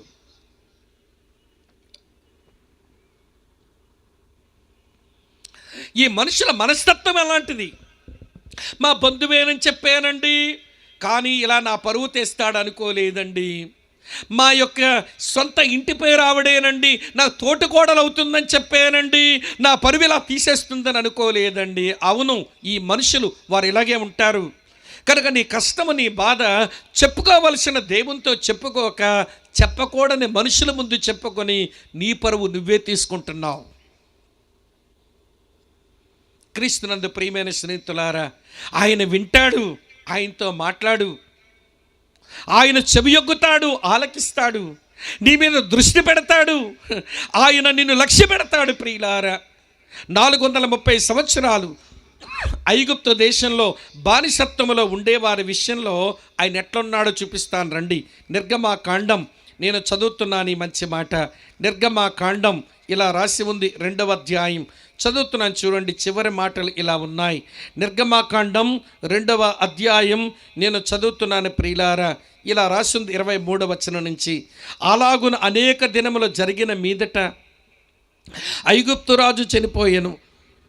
ఇశ్రాయేలీలు తాము చేయుచున్న వెట్టి పనులను బట్టి నిట్టూర్పులు విడుచుచు మొర్రపెట్టుచుండగా, తమ వెట్టి పనులను బట్టి వారు పెట్టిన మొర దేవుని యొద్దకు చేరెను. కాగా దేవుడు వారి మూలుగును విన్నాడు. అబ్రాము, ఇస్సాకు, యాకోబులతో తాను చేసిన నిబంధనను జ్ఞాపకం చేసుకున్నాడు. దేవుడు ఇశ్రాయేలును చూచాడు, దేవుడు వారిని లక్ష్య పెట్టాడు. 84వ కీర్తనలో, నా ప్రార్థనకు చెవియొగ్గు, నా ప్రార్థన ఆలకించు, నా మీద దృష్టి పెట్టు, నన్ను లక్ష్య పెట్టు అన్నాడు. చూశారా? కోర కుమారుల పాటలో ఆ 4 అనుభవాలు ఇక్కడ మీకు కనబడతాయి. దేవుడు ఆలకించాడు, దేవుడు చెవియొక్కాడు, దేవుడు దృష్టించాడు, దేవుడు లక్ష్య పెట్టాడు. 430 సంవత్సరాలు బానిసత్వములో మరిగిపోయి దేవుని గురించి సరైన అవగాహనే లేక బ్రతుకుతున్న ఆనాటి ఇశ్రాయేలు ప్రజల విషయంలో అలా ఉన్న దేవుడు నీ విషయంలో ఎందుకు అలా ఉండడక్క? ఆయన నువ్వు పెట్టే మొర వింటాడు, నువ్వు చెప్పే మాటలు ఆలకిస్తాడు, నీ మీద ఆయన దృష్టి పెడతాడు, ఆయన నిన్ను లక్ష్య పెడతాడు. చప్పట్లు కొట్టి దేవుని స్తోత్రం చెబుదామా? అటువంటి దేవునితో మాట్లాడుకోవడం మానేసి నీ పరువు తీసే వాళ్ళతో ఎందుకు చెప్పుకుంటావు? నీకు శ్రమకు మరొక శ్రమతోడు చేసే మనుషులతో నీ బాధలు ఎందుకు పంచుకుంటావు? వీళ్ళు మనుషులు, నీ బంధువులైనా కానీ వీళ్ళు మనుషులే. నీ బలహీనతలు తెలిస్తే ఆ బలహీనతలతో వాళ్ళ పబ్బం గడుపుకొని మాయదారి మనస్తత్వం ఉంటుంది మనుషులకి. కనుక వద్దు. ఈ మనుషులు వింటారనో, ఈ మనుషులు ఆలకిస్తారనో, ఈ మనుషులు దృష్టిస్తారనో, ఈ మనుషులు లక్ష్య పెడతారనో, ఈ మనుషుల ముందు మన కన్నీరు, మన హృదయ వేదన పంచుకోకుండా రండి ప్రియులారా, ఆయనతోనే మాట్లాడుకుందాం. హల్లెలూయా. పేతురు ఒక మాట చెప్పాడు, ఆ మాట కూడా మీకు చదువుతాను. 1 పేతురు పత్రిక 3వ అధ్యాయం ఇలా రాసి ఉంది, 12వ వచనం. 1 పేతురు 3:12 చూడండి ఏమి రాసిందో. ప్రభు కన్నులు నీతిమంతుల మీదను, ఆయన చెవులు వారి ప్రార్థనల వైపునను ఉన్నవి అని రాసి ఉంది. ఆయన కన్నులు నీతిమంతుల మీద ఉన్నాయి, ఆయన చెవులు వారి ప్రార్థనల వైపు ఉన్నాయి. ప్రియులారా, నాకు బలి విడ్డూరంగా ఉంటుందండి. ఈ బైబిల్ దేవుడు వినండి తన పిల్లల మనవలు మాత్రమే ఆలకించేవాడు కాదు. వింటున్నారా మీరంతా? ఒక అన్యురాలు, ఒక ఐగుప్తీయురాలు హాగర్ ప్రార్థన విన్నవాడే, ఇష్మాయేలు ప్రార్థన విన్నవాడే. ఇంకొక మాట చెప్తాను, అంతెందుకంటే దెయ్యాల ప్రార్థన కూడా విన్నవాడే. దెయ్యాల ప్రార్థన కూడా వింటాడు ఈయన. వినండి ప్రియులారా, దెయ్యాలతో నిండిపోయిన వ్యక్తిలో నుంచి దెయ్యాలంటున్నా, అయ్యో యేసు, నువ్వు దేవుని పరిశుద్ధుడివని మాకు తెలుసు, మా సమయం ఇంకా అయిపోలేదు కదా, అప్పుడే మమ్మల్ని నాశనం చేయడానికి వచ్చావా? నువ్వు కొంచెం అనుమతిస్తే ఆ పందుల్లోకి పోతామని ప్రార్థన చేస్తుంటే వారి ప్రార్థన కూడా ఆలకించి దెయ్యాలకు పందుల్లో పోయే అవకాశం ఇచ్చాడు. ఆయన ఎవరి ప్రార్థనైనా వినే దేవుడు. అందుకన్నాడు, విననేరకుండునట్లు నా చెవులు మందం కాలేదు, రక్షింపనేరకుండునట్లు వినండి నా హస్తం కురచకాలేదు అన్నాడు. అటువంటి దేవునితో మాట్లాడుకోవడం మానేసి, అటువంటి దేవుని దగ్గర నీ కష్టాలు ఒలకబోసుకోవడం మానేసి మనుషులతో ముచ్చటిస్తావెందుకు? నీ జీవితానికి కష్టానికి మరి కొంచెం కష్టాలు పెంచుకుంటావెందుకమ్మా? ఈ రాత్రి వేళ వినండి, నీ జీవితం నిజంగా ధన్యం చేసుకోగోరితే, మీ జీవితాలు నిజంగా సార్థకం చేసుకుని కోరితే దేవుడెవరో ఎరగండి. ఎరిగిన మీరు దేవుని కొరకు ఆశలు కలిగి ఉండండి. ఆశలు కలిగిన మీరు దేవునితో నడవండి. దేవునితో నడిచిన మీరు దేవునితో మాట్లాడుకోండి.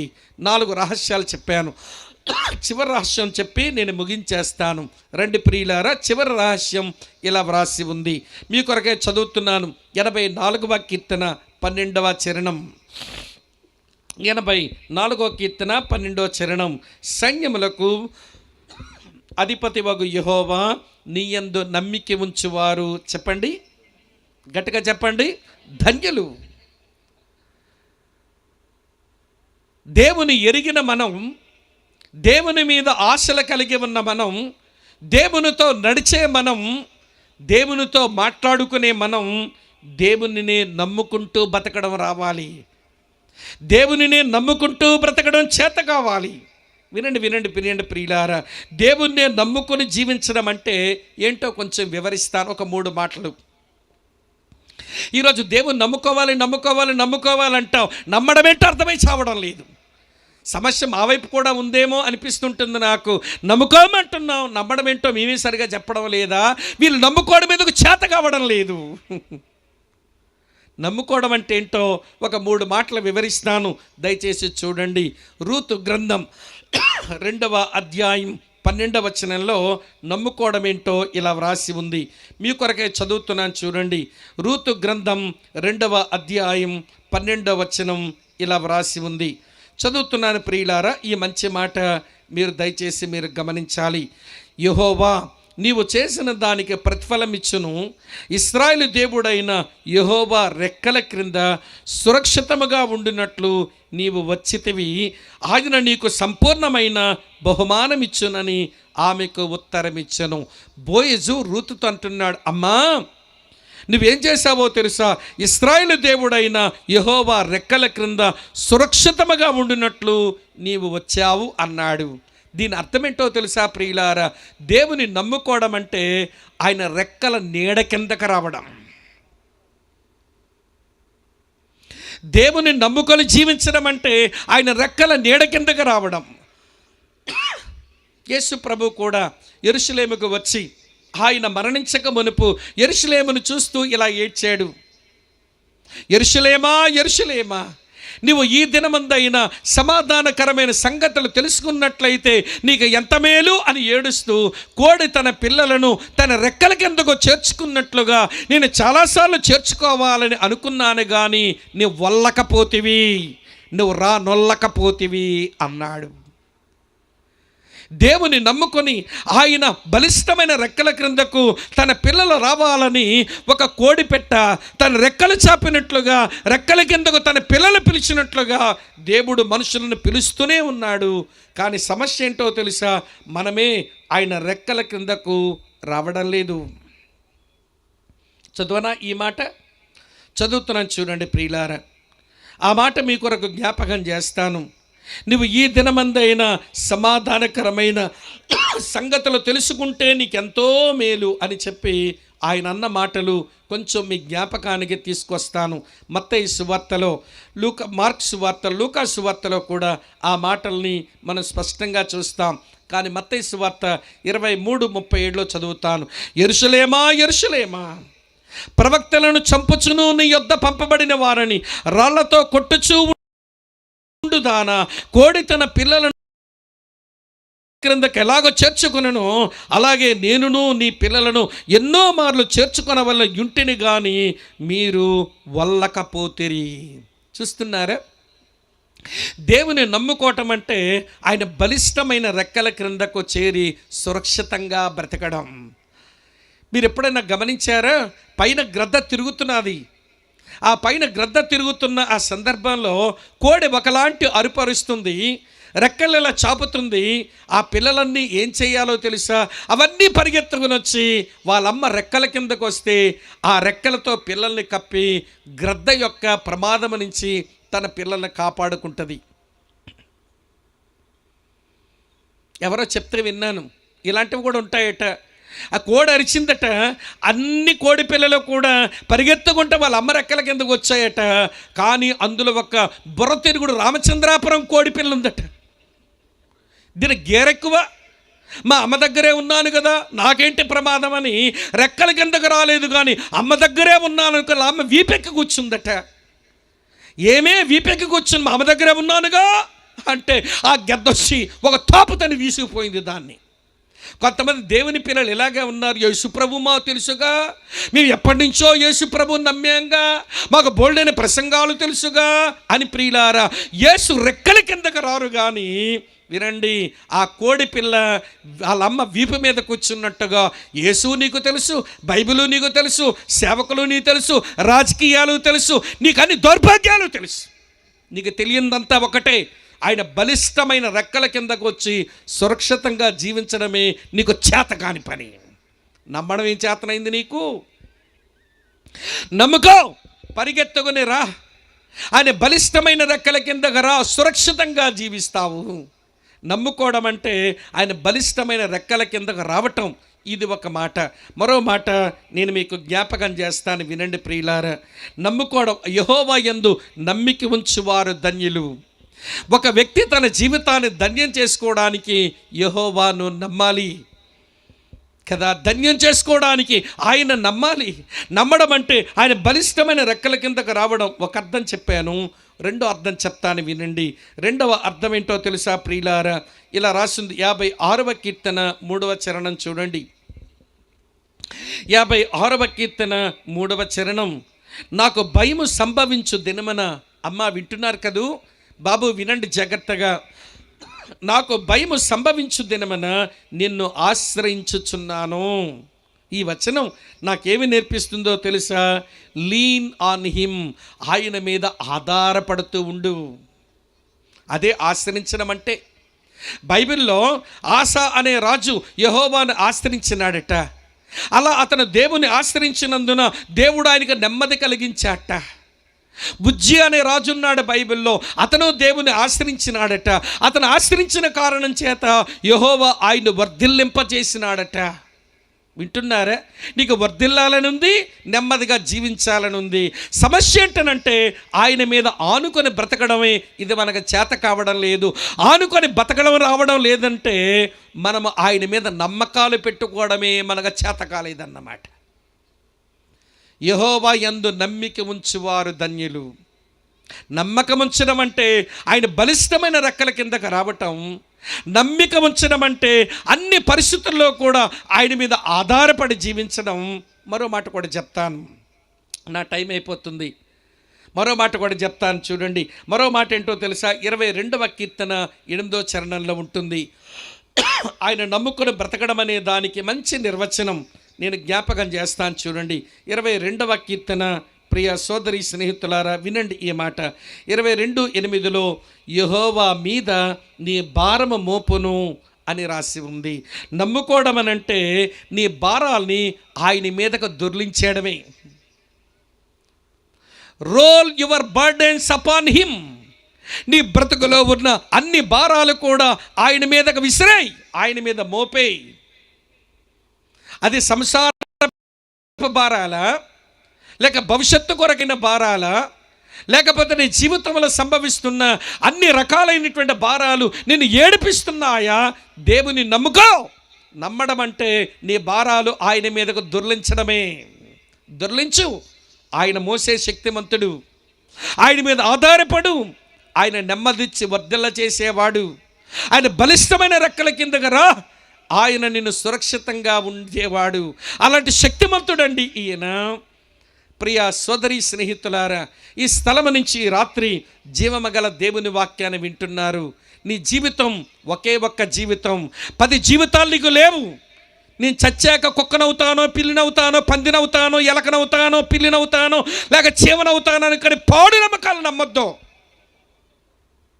నువ్వు చచ్చాక మనిషివి. నువ్వు చచ్చాక మరొక జీవితం లేదు. దేవుడు మళ్ళీ తిరిగి లేపుతాడు. మళ్ళీ నిన్నుగానే నీ పాపమును బట్టి ఆయన తీర్పు తీరుస్తాడు. దేవుని నమ్మినావా పరలోక రాజ్య వారసుని అవుతావు. నువ్వు నమ్మలేదా నరకానికే పైన గడతావు. నువ్వు పల్లివో, లేకపోతే ఎలకవో, లేకపోతే పందివో, లేకపోతే కుక్కవో అవ్వవు. గోజుమ కింద విత్తితే వినండి, దానిమ్మ చెట్టు రాదండి. వరిగింజ విత్తితే ద్రాక్షకాయలతో ఇవ్వండి, ద్రాక్షావల్లి పుట్టదండి. మనిషిగా నీవు చస్తావు, నేలలో విత్తబడ్డావు. ఏ మనిషిగా విత్తబడ్డావో అదే మనిషిగా తిరిగి లేస్తావు, తీర్పు కొరకు లేదా నిత్య జీవం కొరకు తప్ప నేను తర్వాత పిల్లినవుతాను, తర్వాత ఎలకనవుతాను, చీమనై అందరికీ కరిచేస్తాను అని ఆలోచించొద్దు. నువ్వు మనిషివి. నువ్వు చచ్చాక నీ ప్రాణం దేవుని దగ్గర కన్నా వెళ్ళాలి, లేదా నరకాయనికని సిద్ధపడాలి. నీ మొన్నైన శరీరం అది మట్టికే పోతుంది. దేవుడు ఒక రోజున దానికి పునరుత్థానం ఇస్తా. మనిషిగానే లేస్తావు, మనిషిగానే లేస్తావు. అందుకే ఈ మాట పదే పదే చెప్పాను ఈ రాత్రి. ఓ మనుషుడా, నీకున్నది ఒకే ఒక్క జీవితం. అది త్వరగా కరిగిపోతుంది. నీవు చావడమన్నా సంభవించవచ్చు. సృష్టికర్త అయిన దేవుడు ఈ పాపలోకం నుంచి నేను తీసుకువెళ్ళడానికి ఆయన రావడమన్నా సంభవించవచ్చు. కనుక ఒక్కగానొక్క జీవితాన్ని ధన్యం చేసుకో, ఒక్కగానొక్క జీవితాన్ని సార్థకం చేసుకో. పాపములోనే పుట్టి పాప స్వభావంతో జీవించి అనేకమైన పాప పనులు చేసి చివరికి దేవుని కోపానికి మాత్రమే పనికొచ్చే నీవు నీ జీవితాన్ని సార్థకం చేసుకోవడానికి 5 రహస్యాలు చెప్పాను. దేవుడెవరో ఎరుగు. ఈ దేవుడు శక్తిమంతుడు. ఈ దేవుడు సమకూర్చువాడు. ఈ దేవుడు ఆయన రాజు. ఈ దేవుడు సంకల్పాలు కలిగిన వాడు. ఈ దేవుడు నిన్ను కాపాడేవాడు. ఆయన ఎవరో ఎరుగు. ఎరిగిన నీవు ఆయన కొరకు ఆశలు కలిగి ఉండు.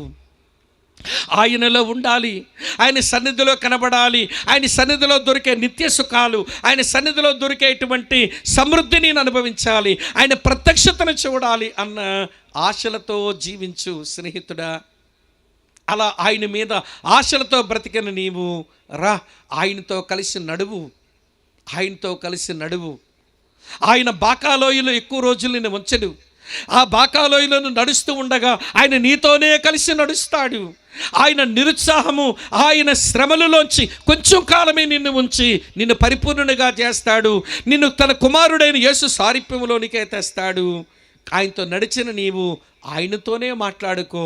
నీకున్న కష్టము, బాధ నరులతో చెప్పొద్దు, నీ బంధువులతో చెప్పొద్దు.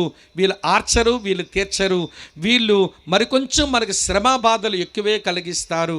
ఆయనతో మాట్లాడుకునే నీవు చివరి మాట ఆయన మీదనే నమ్మిక పెట్టుకొని జీవించు. ఆయన రెక్కల కిందకరా. నీకున్న కష్టాలన్నిటి విషయమై ఆయన మీదే ఆధారపడు. నీకున్న భారాలన్నీ ఆయన మీదకు తోసేసాయి. ఆయన మీద నమ్మిక ఉంచుకుంటే బైబిల్లో ఎక్కడ ఉంటుంది 84 కీర్తనలో, తన ఎడల యథార్థంగా ప్రవర్తించు వారికి వినండి, ఆయన ఏ మేలును చెయ్యక మానడు. ఆయన ఏ మేలు వితోళ్ళలో పెట్టుకోడు. ఆయన ఎవ్వరి మేలంటూ లేదట. ఆయన ఏ మేలు తన దగ్గర ఉంచుకోడట. కనుక ఆ దేవుడే మేలు చేయ దేవుడు ఈ రాత్రి వేళ నీతో మాట్లాడుతుండగా ఇంకా దేవుని సరిగా నువ్వు ఎరగలేదు, ఇంకా దేవుని మీద సరైన ఆశలు పెట్టుకోలేదు, ఇంకా దేవునితో వినండి సరిగా నడవడం లేదు, ఆ దేవునితో సరిగా మాట్లాడడం లేదు, ఆ దేవుని మీద సరైన నమ్మకాలు పెట్టుకోవడం నీకు చేత కాలేదు. కానీ ఆ దేవుడు నిన్ను ప్రేమించి తనేంటో బయలుపరచుకోవడానికి శరీరముతో యేసుక్రీస్తుగా వచ్చాడు. 33.5 సంవత్సరాలు జీవించాడు. చివరి 3.5 సంవత్సరాలు చెప్పవలసిన బోధంతా చెప్పాడు. శిలువ మీద నీ పాప శాపాలన్నీ తన మీద వేసుకొని ఆయన మరణమే అనుభవించాడు. 3వ దినమున మృత్యుంజయుడే తిరిగి లేచాడు. ఏదొక రోజున ఆయన మళ్ళీ తిరిగి రాబోతున్నాడు. ఆయన వచ్చేసరికి లేదా నువ్వు చచ్చేసరికి నీ జీవితాన్ని ధన్యం చేసుకోవడానికి 5 రహస్యాలు చెప్పాను. ఇప్పటికే ఎరిగావా సంపూర్ణంగా ఆయన్ను? చాలా సంతోషం. ఆయన మీద సరైన ఆశలే నీకున్నాయా? దేవునికి స్తోత్రం. మంచి ఆశలు కలిగిన దేవుని బిడ్డవే. ఆయనతోనే నడుస్తున్నావా? దేవునికి స్తోత్రం. ఆయనతోనే మాట్లాడుకుంటున్నావా? మరీ దేవునికి స్తోత్రం. నిజంగా ఆయన మీద నమ్మకాలు పెట్టుకుని బతుకుతున్నావా? మరీ సంతోషం. ఈ అనుభవాలు లేకపోతే ఈ రాత్రి ప్రేమ కలిగిన దేవుడు మహనీయం సంఘం ఏర్పాటు చేసిన ఈ సభలలో తన 2 చేతులు చాపి నిన్ను ప్రేమతో పిలుస్తూ ఉన్నాడు. రా ఆయన ఎరగడానికి, రా ఆయన మీద ఆశ కలిగి బతకడానికి, రా ఆయనతో మాట్లాడుకోవడానికి, రా ఆయనతో కలిసి నడవడానికి, రా ఆయన మీద సంపూర్ణమైన నమ్మకం పెట్టుకొని నీ జీవితాన్ని ధన్యం చేసుకోవడానికి ఈ రాత్రి నిన్ను పిలుస్తున్నాడు. పశ్చాత్తాపంతో విరిగి నలిగిన హృదయాలతో ఆ దేవుని చెంతకు వద్దాం. ఆయన ఎట్లాంటి వాడో చెప్పనా? ఆయన తన యొద్దకు వచ్చి వారిని ఎంత మాత్రము త్రోసివేసే దేవుడు కాదు. ఎంత మంచివాడండి. నీ పాపాలతోనేరా, నీ మురిగ జీవితంతోనేరా, నీ పాడు బ్రతుకుతోనేరా, నీ చెడిపోయిన జీవితంతోనేరా, ఆయన చేతిలో నీ జీవితాన్ని, నీ కుటుంబాన్ని పెట్టుకో.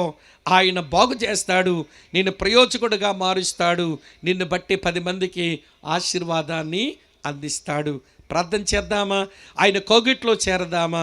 పశ్చాత్తాపంతో మన తప్పులు ఒప్పుకుందామా? తల్ల వంచండి, కళ్ళు మూసుకోండి, ప్రార్థన చేద్దాం. తల్ల వంచండి, కళ్ళు మూసుకునండి, ప్రార్థన చేద్దాం. కింద కూర్చునే వాళ్ళు మోకరించే వెసులుబాటు ఉంటే మోకరించండి, మంచిది. అది మనకు ఒకవేళ చైర్స్లో ఉన్నవారు మోకరించే అనుకూలత లేకపోతే కుర్చీలో ఉంటూనే విన్న వాక్యాన్ని కొంచెం మననం చేయండి, ఆలోచించండి. ప్రియులారా, ఈ రాత్రి మన మనుషుల యొక్క మాటలు వినడానికి ఇక్కడికి రాలేదు. మనకి మనుషుల మాటలు నిష్ప్రయోజనం. మనుషుల మాటల వల్ల మనకి ఒరిగింది జరిగింది ఏమీ లేదు. దేవుని మాటలు వినడానికి వచ్చాం. నేను ప్రతి మాట దేవుని వాక్యంలో నుంచే మీకు చూపించాను. తమ్ముడా, దేవునితో ఏదైనా ఒక మాట చెప్పి వెళ్ళు నాయన. ప్రార్థన చేసుకుని వెళ్ళు, ప్రార్థన చేసుకుని వెళ్ళు, ప్రభువుకు అప్పగించుకుని వెళ్ళు. ఇది మంచి ప్రశస్తమైన గడియ, ఇది చాలా దీవెనకరమైన గడియ. ప్రభు ఆత్మ మన మధ్య సంచరిస్తుండగా మన స్థితిగతులను మన ప్రభు సన్నిధిలో పెట్టుకొని పశ్చాత్తాపంతో వినయ మనసుతో ప్రభుకి ప్రార్థన చేసుకుందాం.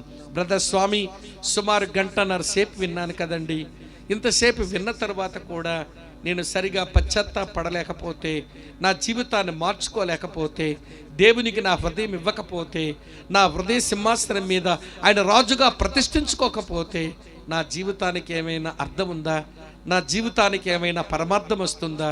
నా జీవితాన్ని ప్రభుకి అప్పగించుకుంటాను, ఆయన కొరకు జీవిస్తాను, నా కొరకై ప్రార్థన చేస్తారా, నా కొరకై ప్రార్థన చేస్తారా అనేవాళ్ళు ఎవరైనా ఉంటే నెమ్మదిగా మీ కుడి హస్తాన్ని కొంచెం పైకెత్తి చూపిస్తారా, మీ కొరకై ప్రార్థించి పంపిస్తాము. వందనాలు సహోదరి, వందనాలు సహోదరుడా, వందనాలు తల్లి, వందనాలు అక్క, వందనాలు తల్లి, వందనాలు సహోదరుడా, వందనాలు తల్లి. దేవుడు నిన్ను బలపరచునుగాక, దేవుడు తన మహిమ కొరకు నిన్ను వాడుకొనుగాక, తన రెక్కల కింద నీవు సురక్షితముగా ఉండుదువుగాక. ఇంకెవరైనా ఉన్నారా? చేతులు చాపిన వారు మీరు ఉన్న చోట కొంచెం లేచి నిలబడగలరా? మీ కొరకే ప్రార్థించి పంపిస్తాం. గాడ్ బ్లెస్ యూ అమ్మ, గాడ్ బ్లెస్ యూ తల్లి, God bless you Babu, God bless you నాయన. ప్రభు నిన్ను బలపరచును. ఇంకెవరైనా ఉన్నారా? ఇంకెవరైనా ఉన్నారా? ప్రార్థన చేసుకుందాం. సమయంలో